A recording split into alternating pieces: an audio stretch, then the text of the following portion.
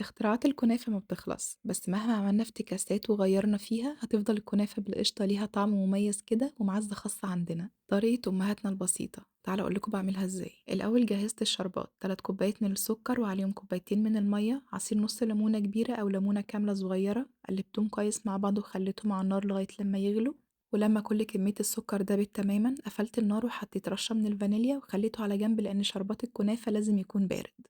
قطّعت الكنافة قطع صغيّرة، وهنا أنا استخدمت نُص كيلو، حطيت عليهم 3 معالق كبار من السكر البودرة، وقلّبت الكنافة مع السكر كويس، بعد كده ضِفت عليهم كوباية كاملة من السمنة السايحة، ورجعت تاني كمّلت تقليب وغلّفت كل قطع الكنافة دي بالسمنة كويس جدًا، لازم نتأكد إن كل السكر والسمنة غلّفوا كويس جدًا شعيرات الكنافة. جِبت الصينية اللي هتدخل الفرن وحطيت 3/4 الكمية تحت وضغطت عليها كويس وعملت كده حواف عالية نوعًا ما من الجناب. خلّيتها على جنب وبدأت أجهّز الكريمة، 3 كوبايات من الحليب، عليهم 5 معالق كبار من النشا، معلقة كبيرة من الدقيق، علبة كاملة من القشطة، ممكن قشطة مُعلبة وممكن كمان قشطة بلدي. الأول قلّبتهم على البارد كويس، بعد كده حطيتهم على النار هادية وفضلت أكمّل في التقليب لغاية ما وصل القوام بالشكل ده. قفلت النار وحطيت معلقة من الفانيليا وكمّلت تقليب، وهي سخنة ودايبة كده حطيتها على طبقة الكنافة. وزّعتها كويس كده على الصينية، حاولوا تبعدوا عن الأطراف شوية عشان ما تتحرقش معاكم.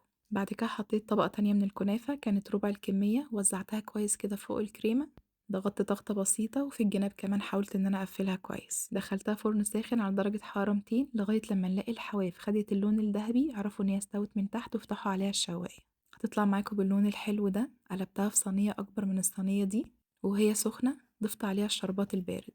خلّوها تهدى شوية قبل ما تقطّعوها، وبجد هتاكلوا أحلى صينية كنافة بالقشطة هتجربوها بطريقتي.